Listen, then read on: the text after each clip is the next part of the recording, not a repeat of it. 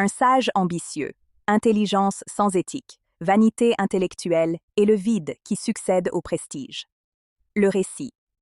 Un sage ambitieux, présenté dans la deuxième partie du Ciel et de l'Enfer, offre une réflexion profonde sur les limites de l'intelligence lorsqu'elle s'éloigne de l'éthique et de l'engagement moral. Il s'agit d'un témoignage qui révèle comment la connaissance, lorsqu'elle est utilisée comme instrument de vanité, de pouvoir ou d'autoglorification, ne soutient pas la conscience après le décès. L'esprit se manifeste avec une grande lucidité intellectuelle, une mémoire préservée et une pleine conscience de son identité.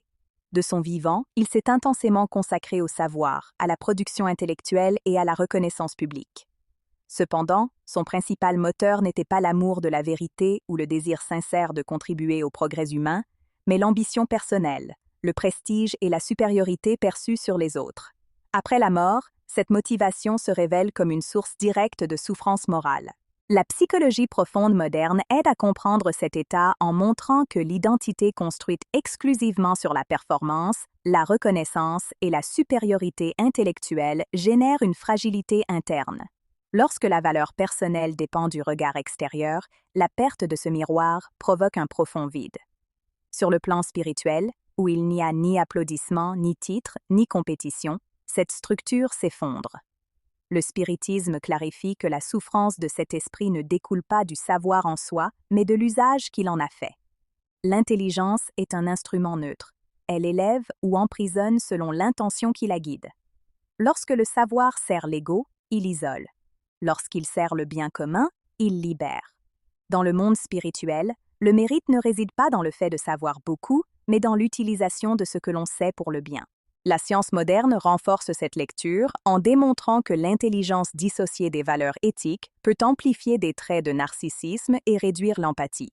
Des études en psychologie morale indiquent que le développement cognitif sans développement éthique crée des déséquilibres profonds dans la personnalité. Sur le plan spirituel, ces déséquilibres se traduisent par de la frustration, de la solitude et un sentiment d'inutilité. Un autre point marquant du témoignage est le choc entre savoir et être. L'esprit perçoit qu'il a accumulé des informations, des théories et du prestige, mais a négligé sa propre maturation morale. La conscience commence à reconnaître que le véritable retard n'était pas intellectuel, mais éthique.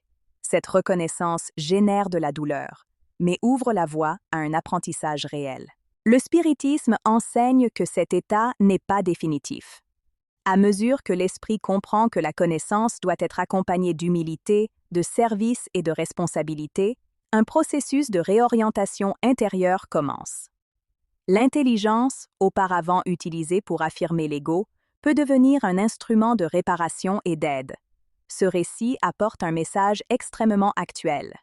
À une époque de culte à la performance, au titre, aux métriques et à la visibilité, le sage ambitieux nous rappelle que la véritable valeur de la connaissance réside dans la transformation qu'elle promeut et non dans le prestige qu'elle génère.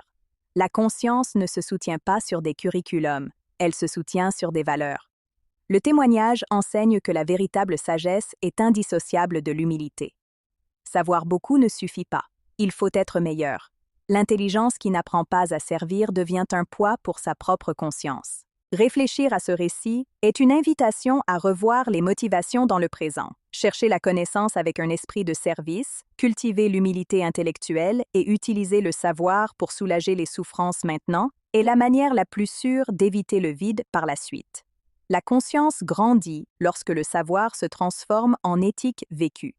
Si ce récit vous a aidé à réfléchir sur l'ambition, l'intelligence et la responsabilité morale, aimez, partagez et laissez votre commentaire. Votre participation aide ce message à atteindre plus de personnes.